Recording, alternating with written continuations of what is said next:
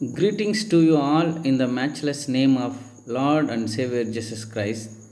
I give thanks to Almighty God who chose me for his ministry and gave opportunity to talk about mission to the nominal Christians.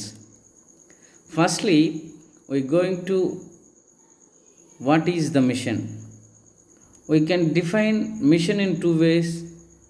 First one is an important official job that somebody is sent somewhere to do, especially to other country. And the second one is a group of people who are sent to a foreign country to perform a special task. Secondly, what is Christian mission? A Christian organization which initiates and take effort to spread Christ teaching and doctrines or converts people towards the Jesus Christ. The commandment given to the followers of Jesus Christ that all authority in heaven and on earth has been given to me. Go, therefore, and make disciples of all nations, baptizing them in the name of the Father and of the Son and of the Holy Spirit, teaching them to observe all that I have commanded you. And lo, I am with you always to the close of the age. Matthew chapter 28, verses 16 to 20. From here, we can understand that each and every followers of Jesus Christ's duty is to spread gospel, that is, Jesus' teaching, birth, life, ministry, death and resurrection. Even Apostle Paul has mentioned in 1 Corinthians chapter 9 verses 16, for if I preach the gospel, that gives me no ground for boasting, for necessity is laid upon me.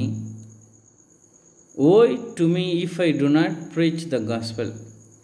Doing mission is not an easy task. Many gave their life and many faced persecution also. Many are going into dangerous difficulties to spread Christianity or towards Christian mission. Thirdly, Christian mission to nominal Christians. Who is nominal Christian?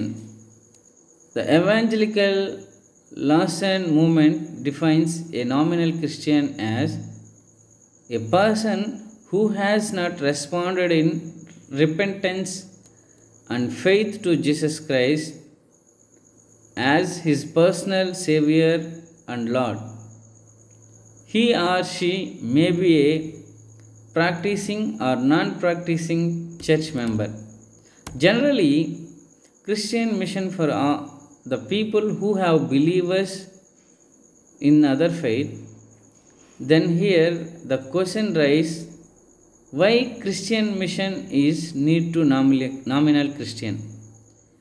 If we say they are nominal Christian, then the group who belongs to Christian community, if they belong to Christian community, then why they need Christian teaching and doctrines?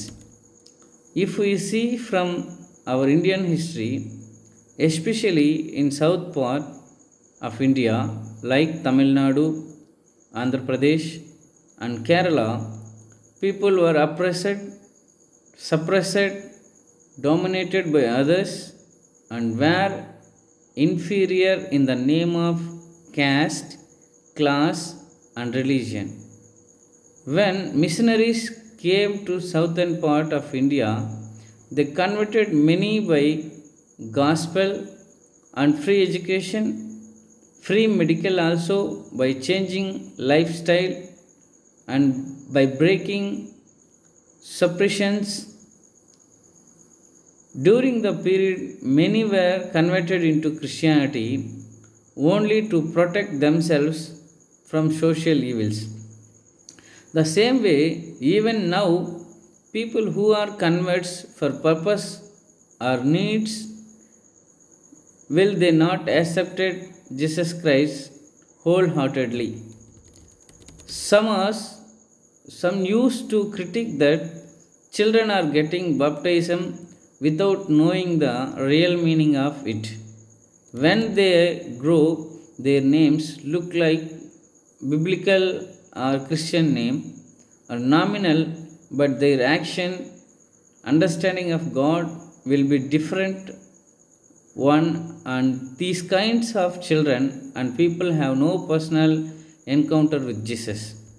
Finally, how we can do mission with this nominal Christian? Nominal Christians would have good knowledge in biblical facts, figures, and events, as Paul said to Timothy. Don't let anyone look down on you because you are young, but set an example for the believers in speech, in conduct, in love, in faith, and in purity. Here, this verse very clearly that we should be an example for the believers in our action, speech, work, deed, by showing care and love. We should do our duty that to preach the gospel and live according to Romans chapter 12 verses 2.